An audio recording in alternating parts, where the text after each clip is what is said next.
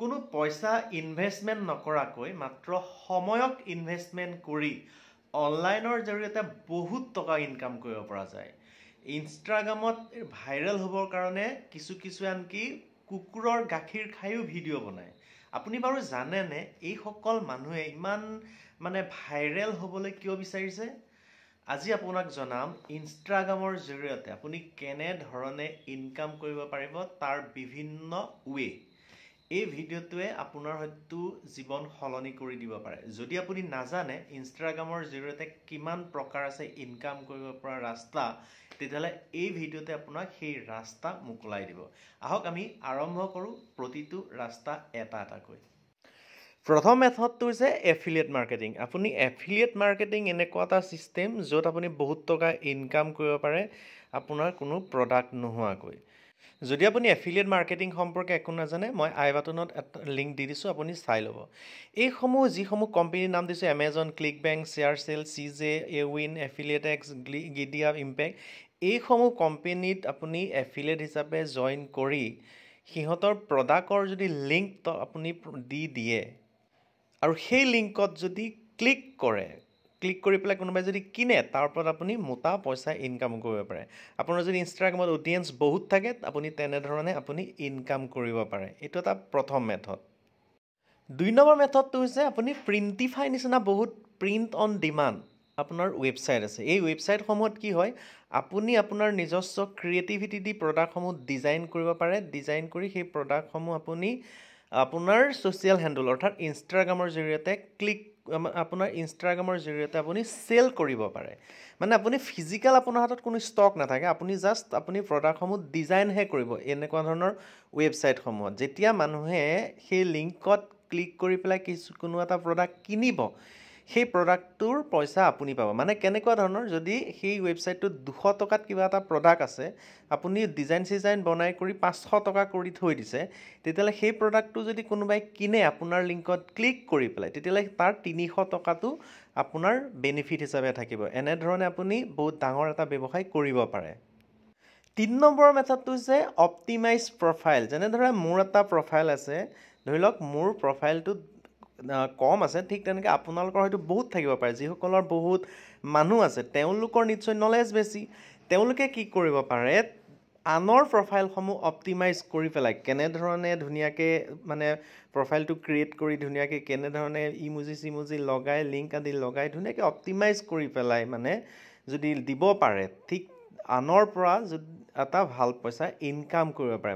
আপোনাৰ যদি ইনষ্টাগ্ৰামত অডিয়েঞ্চ আছে, ডেটছ মিন আপোনাৰ নলেজ আছে। সেই নলেজখিনি আনৰ প্ৰফাইলসমূহ ডেভেলপ কৰি আপুনি এটা ডাঙৰ ইনকাম কৰিব পাৰে। মাহে যদি 5টা কাষ্টমাৰো পায়, এটা কাষ্টমাৰৰ পৰা যদি আপুনি 20,000 টকাকৈও পায়, তেতিয়া 1 লাখ টকা আৰামত আপুনি ইনকাম কৰি থাকিব পাৰে ঘৰৰ পৰাই। সেইটোতো 3 নম্বৰ মেথড। মেথড 4, আপুনি টেমপ্লেট বিক্ৰী কৰিব পাৰে। কেনভা নিচিনা এটা ৱেবছাইট আছে, কেনভা নামৰ এটা ৱেবছাইট আছে। এই ৱেবছাইটটোৰ জৰিয়তে আপুনি বিভিন্ন ডিজাইন বনাব পাৰে।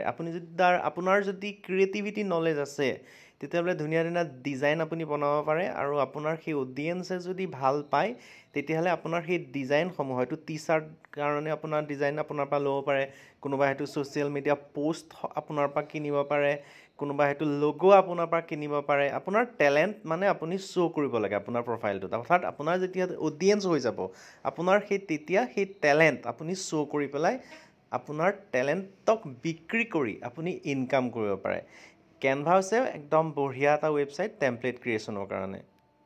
5 নম্বৰ মেথডটো হৈছে আপুনি ই-বুক চেল কৰিব পাৰে। ই-বুক হৈছে ই-বুক যি অনলাইনত থাকে, PDF ফাইলত থাকে।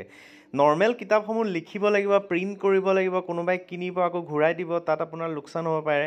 কিন্তু ই-বুক আপোনাৰ একবাৰ কিনাৰ পিছত ৰিটাৰ্ণ কোনো মেথডেই নাথাকে। আপুনি ই-বুক চেল কৰিব পাৰে। আজিৰ দিনত ই-বুক সকলোতকৈ পপুলাৰ এক বিষয় হৈ পৰিছে। ই-বুকৰ জৰিয়তে বহুত টকা ইনকাম কৰিব পাৰে।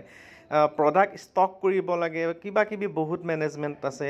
কিন্তু ই-বুক আপুনি একবাৰ যদি বনাই লয়, তাক আপুনি ডিষ্ট্ৰিবিউট গোটেই জনমভৰ আপুনি চেল কৰিয়ে থাকিব পাৰে, চেছ নহ'ব।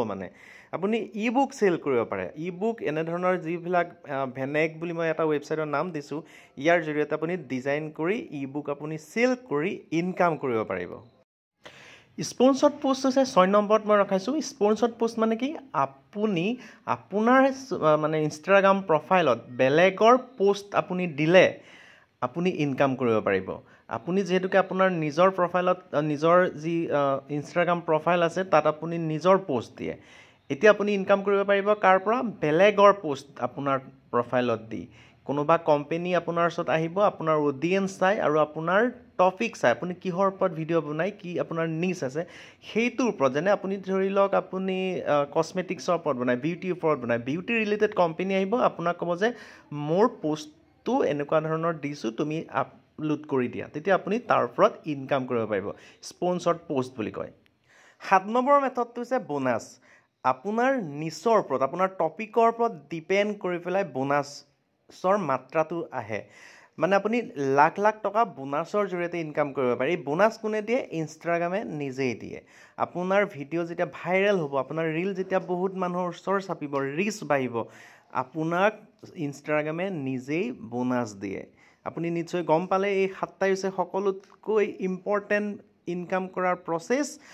আৰু মানুহবিলাক কিয় ইমান পাগলৰ নিচিনা মানে ইনষ্টাগ্ৰামৰ ৰীলৰ পিছত লাগিছে, কুকুৰৰ গাখীৰ মেকুৰী গাখীৰ খাই কৰি পপুলাৰ হ'ব বিচাৰিছে, নিশ্চয় আপুনি গম পালে এই 7টাই আছিলে মেইন কাৰণ।